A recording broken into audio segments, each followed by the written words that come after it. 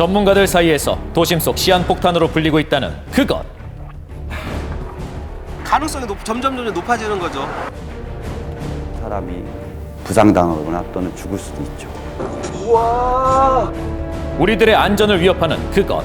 매일 보면서도 나를 공격하리라고는 다들 생각지 못했다고 하는데요. 정체가 무엇인지 확인해봤습니다. 갯날 굳은 날 가리지 않고 호시탐탐 사람들을 집어삼킨다는 논란의 대상. 그것은 다름 아닌 미관을 위해 심은 가로수였습니다.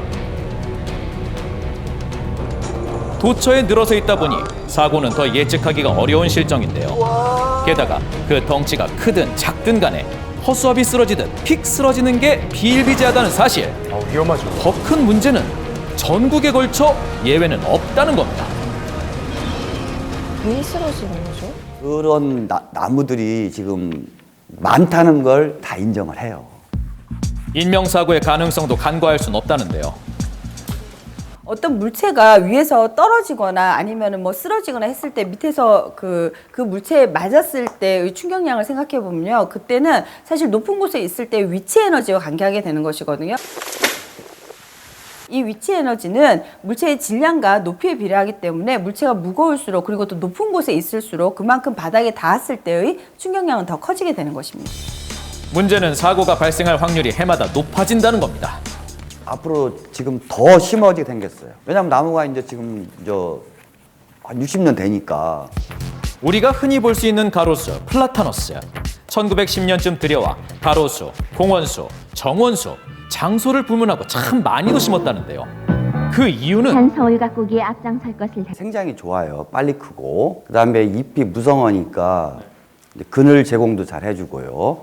그렇게 하고 또 하나는 공해에 굉장히 강한 수정이에요. 하지만 현실은 언제 어디서 우리를 위협할지 모르는 상황.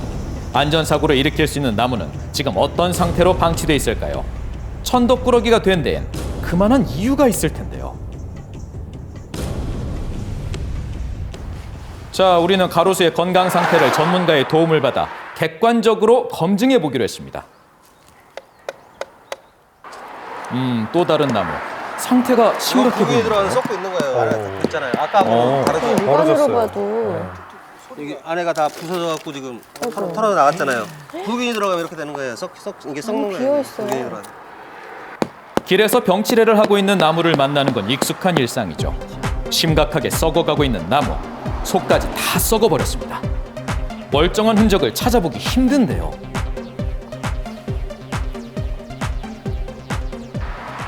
나무는 상처 입는 순간 그 부위가 곰팡이나 세균 등 기생충의 공격에 무방비로 노출된다고 하는데요. 오케이. 비파괴 장비를 이용해서 조직의 상태를 살펴봤습니다. 다 조직이 건전하지 못하다는 거죠. 얘만큼이 전반적으로 봤을 때 50% 이상이 지금 죽은 조직이죠. 죽은 조직 중에 한 80%는 목재의 친밀도에도 문제가 있는 거예요. 이 정도면은 빨리 조치를 하는 게 좋죠. 80%나. 분홍색 부분의 조직이 죽은 조직이라는데요. 그 심각성이 한눈에 보입니다.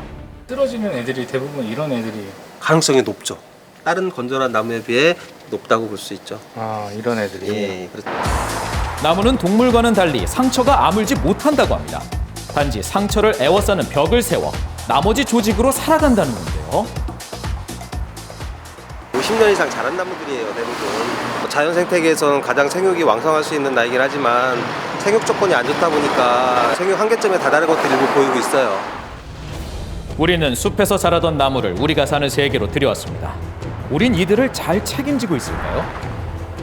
공간도 좁지. 그러니까 물과 양분이 많이 필요하잖아요. 빨리 크려니까. 빨리 크는 나무니까. 근데 항상 부족하니까 이제 성장을 멈추더라고요. 멈추고 썩기 시작하고 심각해요. 새살과 방어물질 생성이 늦어지면 그만큼 상처 부위는 균의 공격으로 쉽게 썩어 들어가게 된다는데요. 못생기고 병도 많은 플라타너스 가로수는 이제 도심의 천덕꾸러기가 됐습니다. 혹시라도 쓰러진 나무로 인해서 내 차가 찌그러지면 보상은 어디서 어떻게 받아야 할까요?